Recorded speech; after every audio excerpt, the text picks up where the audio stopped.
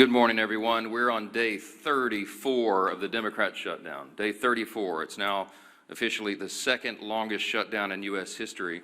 And we wanted to just have a simple exercise with you this morning to go through just a couple of important facts. There is such a staggering amount of gaslighting and false information that Democrats are engaging in right now. And so we thought it would be useful to just this morning, in a very brief and concise manner, separate fact from fiction.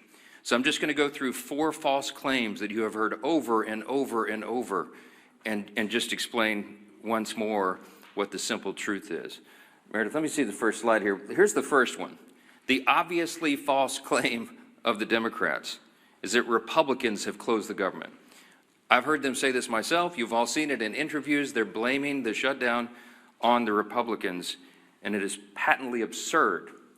The next slide will show you the simple fact. The obvious fact that everyone can see. It is Republicans who have voted to open the government 14 times.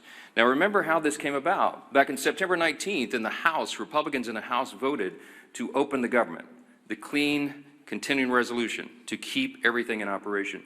Every Democrat except one in the House voted to close the government. But we still passed it because we have the majority. And so we sent that bill over to the Senate. And 13 different occasions, 13 times, the Democrats have voted to close the government. Republicans voted yes every time to open it. Republicans in the Senate and the House voted to keep the lights on, to pay service members and our troops who are in harm's way, Border Patrol agents, TSA, air traffic controllers, all federal workers. They voted to ensure that women, infants, and children nutrition programs continue and that SNAP benefits continue to go to the American families who are in need. But by contrast, the Democrats have voted no every single time. And what is outrageous to us is that they have gone onto the Senate floor.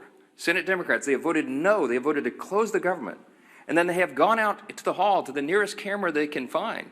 And they have looked into the lens and said, Republicans are shutting down the government. It makes no sense. It's the most extreme example of gaslighting in the history of American politics. And many in the media have allowed them to get away with that. It's shameful. Let me show you another obviously false claim. Obviously false claim number 2 of the Democrats is that Republicans are being unreasonable. Well, here's the fact. Let me see the next one. The fact is very simple. Republicans are refusing to accept the Democrats' outrageous demands. Now, why do we say that? Now, remember, the Republicans passed a clean continuing resolution. It was nonpartisan. It was a simple bill that would open the full government. And we could do that today. If they would pass that today, with 0 strings attached, everything would be flowing again and the government would work. Importantly, remember that we offered that CR in good faith. And why do we say that? Because it was offered after a bipartisan, bicameral negotiation between both chambers.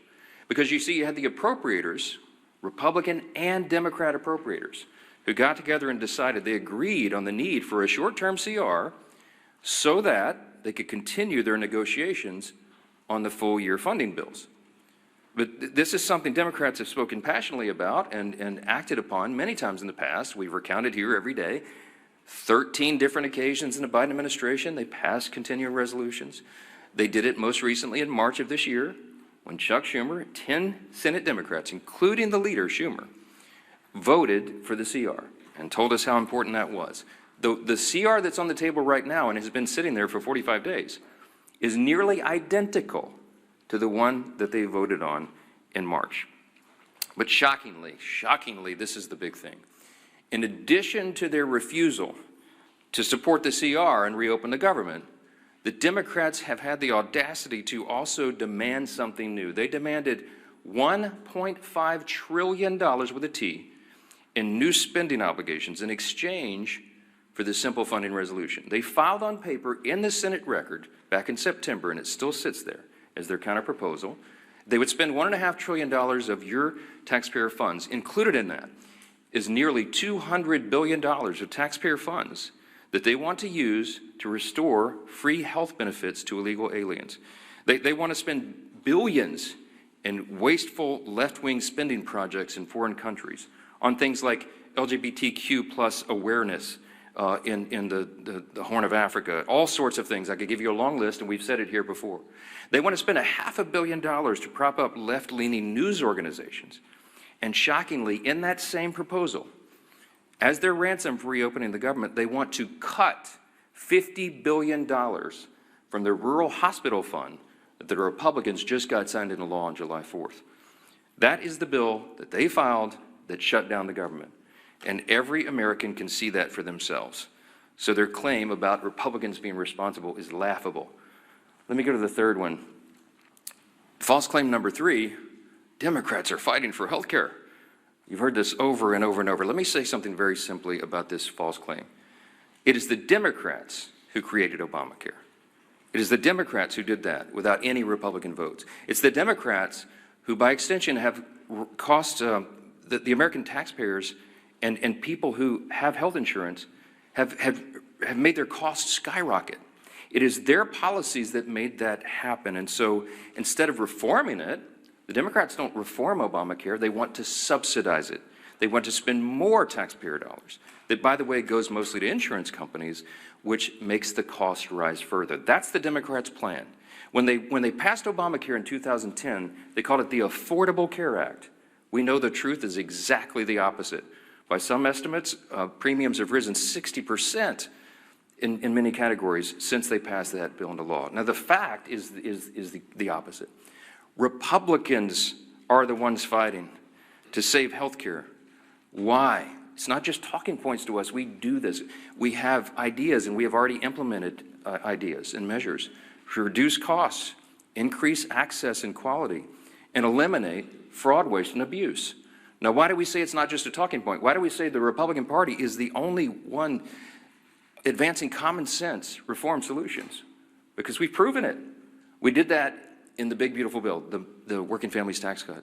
We took a look at Medicaid, and we took on that challenge. We took action to reduce fraud, waste, and abuse in Medicaid.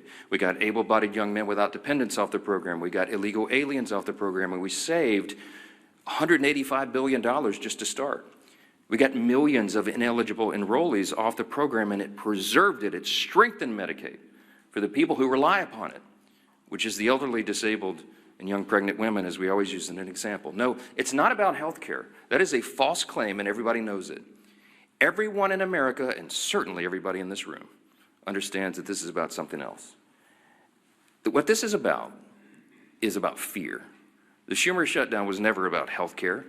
That's a distraction. It's a red herring, as we say in debate club. Okay? This is about fear. And what is the fear? The resolution on the COVID-era Obamacare subsidy issue was always going to be slated for debate in October, November, and December. Everybody knows that, and every Democrat knows that. It's an issue that's too complex to be solved on a short-term funding measure like a CR. They know that very well. This is about fear. Everybody in the country is watching the elections that will happen tomorrow. You got big elections in New Jersey and Virginia, the governor's races and attorney general's races, et cetera. But all the attention is focused primarily on New York City. Why? Because the fear that Mamdani and all that he represents will be risen to power, that he'll be elected the mayor of America's largest city, the once cradle of capitalism, that we're going to have a Marxist, a communist running the largest city. Now this terrifies the establishment old guard Democrats in Washington. And the leaders of both chambers are among those most terrified. They're both from New York. Leader Hakeem Jeffries is the Democrat in the House, and Leader Schumer in the Senate. They're both from New York, and they're terrified. You've watched their actions carefully. Many of you have not reported on it enough. Poor Hakeem Jeffries had to ultimately, finally, he was forced to endorse Mamdani. And he's terrified that he now owns the results of that. Chuck Schumer's been dancing around the issue, but he knows he's darned if he does, darned if he doesn't. They're both terrified, and so that is the fear. This is a fact, and you should print it this way. The Schumer and Jeffries and their colleagues fear political retribution from the far-left activists in their party more than they fear the consequences of keeping the government closed for weeks on end. They fear that personally for their own political future, and they care more about that than they care about SNAP benefits flowing to hungry families, about air traffic controllers being paid so they can keep the skies safe, Border Patrol troops, and all the rest. It pales in comparison, and this is a simple summary that is a simple fact. It is extremism on the left that is the direct cause of American suffering right now. Finally, one more fact. The obviously false claim number 4 this morning is that Republicans are responsible for all this pain. It's just a nonsensical statement. It's a nonsensical statement because the fact is very clear. This is about math. Republicans need at least 7 Democrats to join us. We only have 53 Republicans in the Senate. It takes 60 votes to reopen the government in the Senate. The House did its job September 19th. We're waiting on the Senate to get this done. Leader John Thune and the Republicans have bent over backwards. They've done everything they can. You saw his frustration and his anger boil up on the floor at the end of last week. A normally calm, pretty steady leader, very steady leader. We're all angry about this because we're sick of what they're doing. They're using the American people as pawns, as leverage, and that is the word that so many of them have used. We could name senator after senator, House member after House member, from the leadership ranks all the way down to rank and file on the Democrat side. They have admitted openly they're using the American people as leverage in this political game. They're motivated out of fear. They want to show a fight to the radical left so they don't lose their political seats, and they're willing to make the American people suffer for it. That is the fact. This is about math. Republicans have to have at least 7 Democrats. We need 5 more. 5 more moderate, centrist, common sense people who care more about the constituents they serve and the country that they supposedly serve than their own political futures and the retribution they'll receive from the Marxist, Mandami, communist left in the party if they do the right thing here. I wish these weren't the facts. I take no pleasure in telling you this. It is disgusting to us. But there's no other way to candy coat this, to make it any prettier than it is. So we're now entering the 5th week of this Democrat shutdown, and it's for one reason. Democrats made a deliberate choice to keep the government closed. The shutdown will only end when those same Democrats make a deliberate choice to open it. The entire country is calling and waiting on just 5 more Senate Democrats to come to their senses and do the right thing. We are pleading with them to do so. This is not a game. The solution is sitting right in front of them. Pass the clean CR, end this madness, and open the government. You'll hear next from our majority leader in the House, Representative Steve Scalise. Thank you, Mr. Speaker. As the Democrats continue to impose suffering on the American people, and by the way, that's their term, they've continued to talk about real suffering that they know they're causing. Again, they say to get leverage over what they still can't articulate.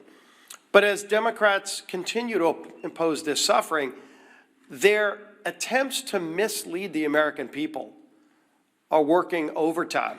The Speaker laid out a number of those statements that Democrats have made over and over again to try to mislead the American people. And it doesn't just end there.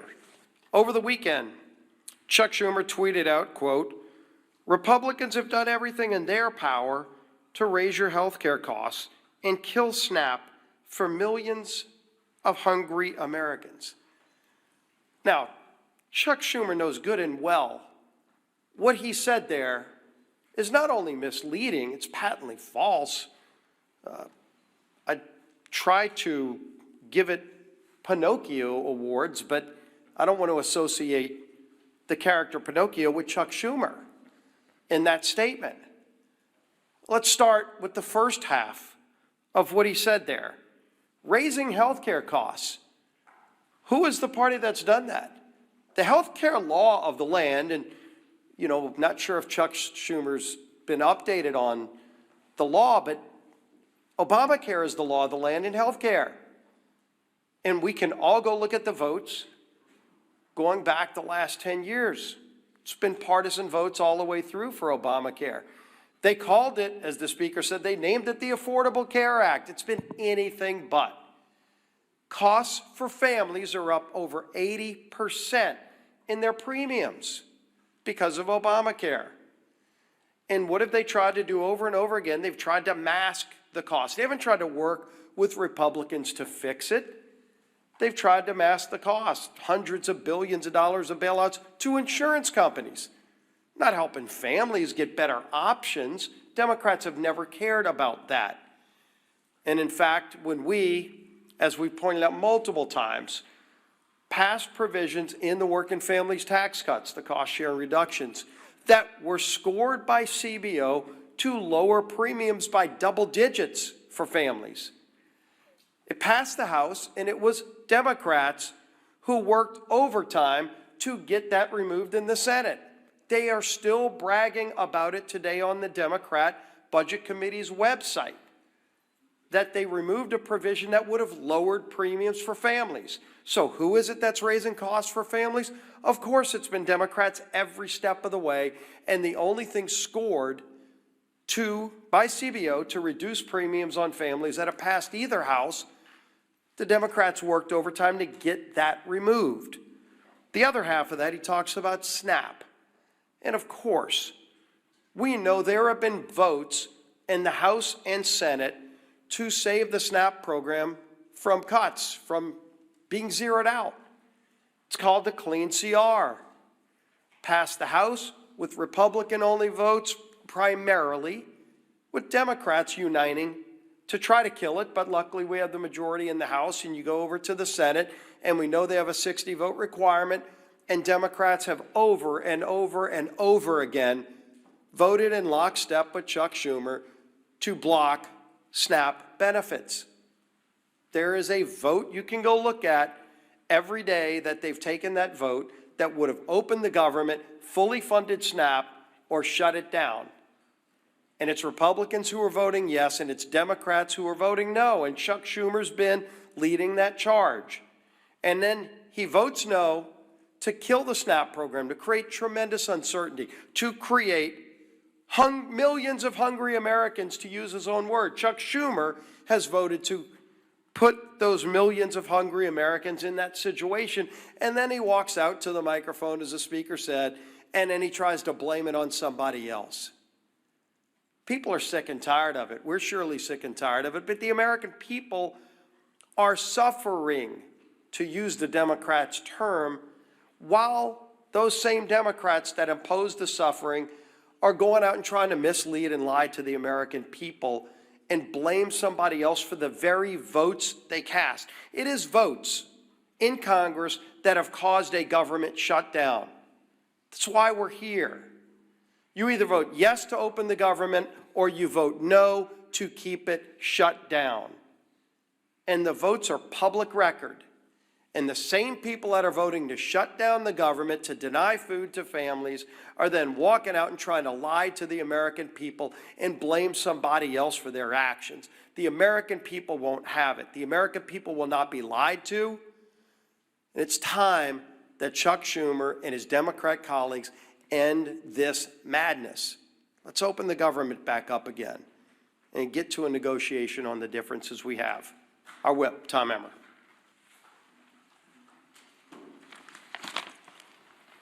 Today marks day 34 of the Democrat shutdown.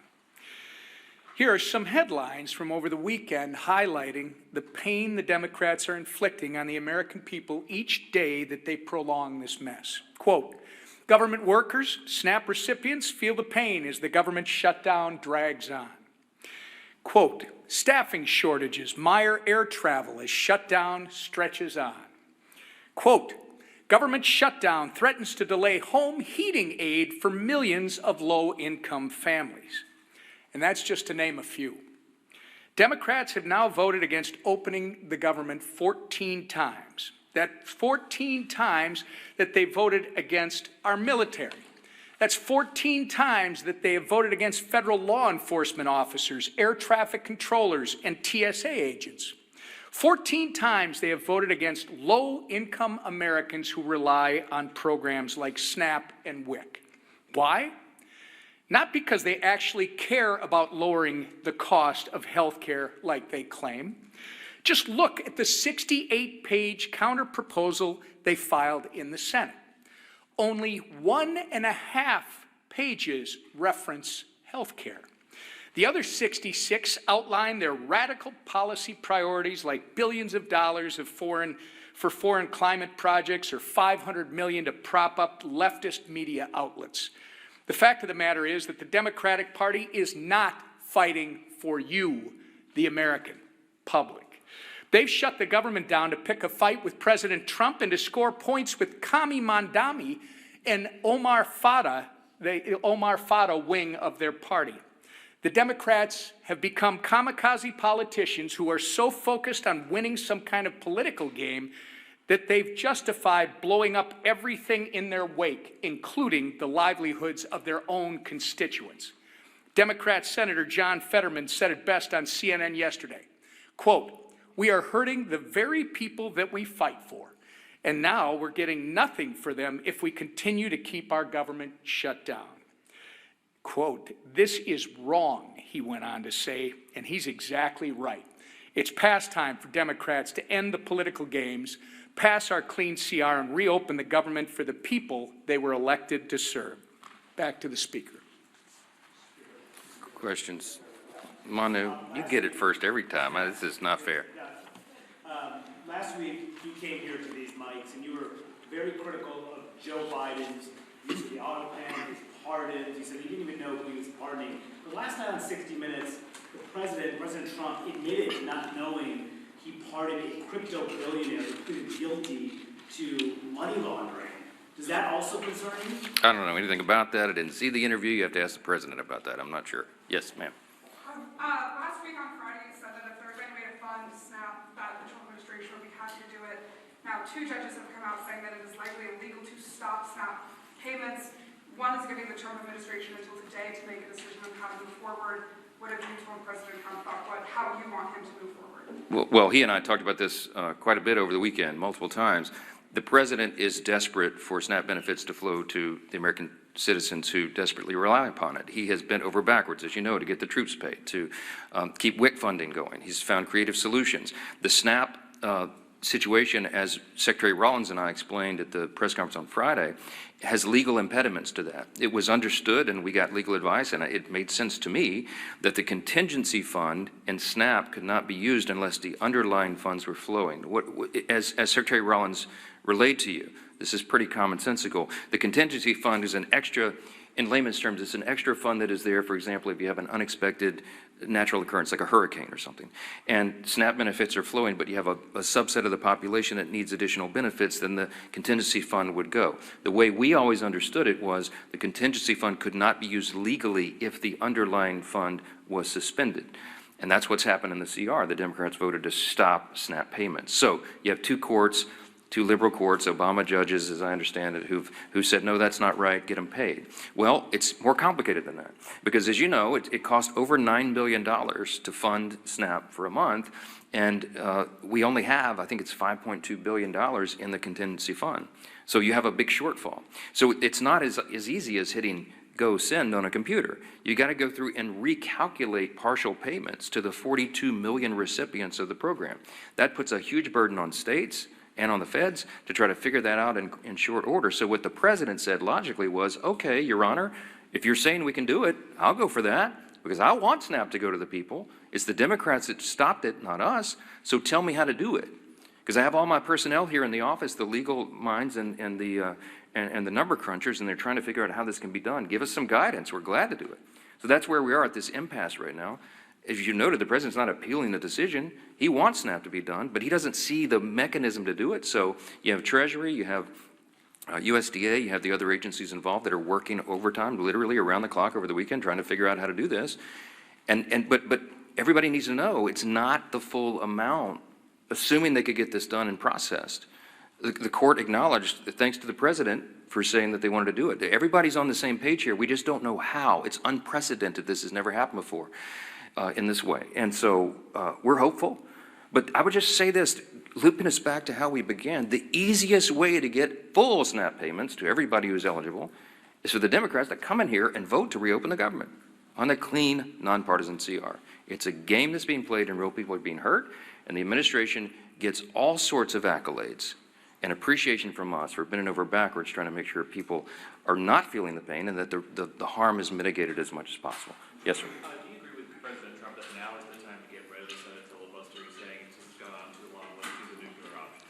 So I talked to talked to the president multiple times over the weekend, I mentioned, and of course the filibuster came up. This is a Senate matter. It has nothing to do with the House. Everybody wants to know what my opinion is. I mean, my opinion is irrelevant. I understand desperate times call for desperate measures. I also understand that traditionally we've seen that as an important safeguard. I mean, I obviously shared my thoughts with the president on that. As much as I have wanted to blow up the filibuster sometime as a House member when we were not getting what we wanted done in our agenda, I hear my Senate Republican colleagues, some of the most conservative people in Congress, who say it's an important safeguard. It prevents us. It holds us back from the Democrats' worst impulses. What would the Democrats do if they had no filibuster impediment, no speed bump at all? They've already told us. They would pack the Supreme Court. You'd go from 9 to 13 or 15 or 17 or however many liberals they can pack on the court. You would have D.C. and Puerto Rico be made into states, which would give 4 additional Democrat senators there in the count and make us a permanent minority. I guess that would be their calculation. You would see massive restriction of the Second Amendment rights. You'd see them federalize elections so they could take over and manipulate things in the red states. I mean, there's a lot of abuses that could come.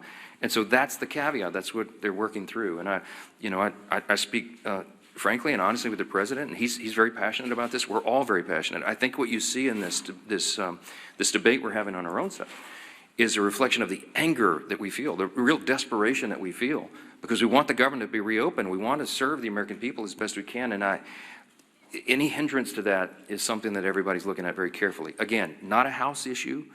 It's a Senate issue, and we'll see how that's resolved. Chad. Good morning. Hasn't the ship sailed on the CR? November 21st, that's 18 days. Isn't it time to do something new this day? We're very mindful of the calendar. We're very frustrated by that. It's part of the reason we're so angry about this, because they're eating up the clock, and the Democrats know how much more we have to do here this year. But we cannot do it if the government's not opened and not serving the people. And so this is a very important matter. It's something that we're giving all of our attention to. Our leaders will go and meet on the calendar right now. We watch it every day. But the simplest way to get all these issues resolved, health care, everything else, to get it all finished up for the year, is for them to reopen the government and make sure people are not hurting instead of Democrats over here playing political games to cover their own backside. I hope the election tomorrow is a change, a sea change in all this. I hope that after everybody votes and they go in their room and they make the calculation that, well, maybe we won't have to hold that line anymore. Maybe they won't punish us. Maybe it won't affect turnout in our states in these elections. Maybe after tomorrow they'll come to their common senses again and do the right thing. We certainly pray that is true. And Republicans will be on the job every single day, serving our constituents, helping guide them through the chaos that the Democrat shutdown has created, and praying that they do the right thing and stop making the American people suffer because of this nonsense. Thank you.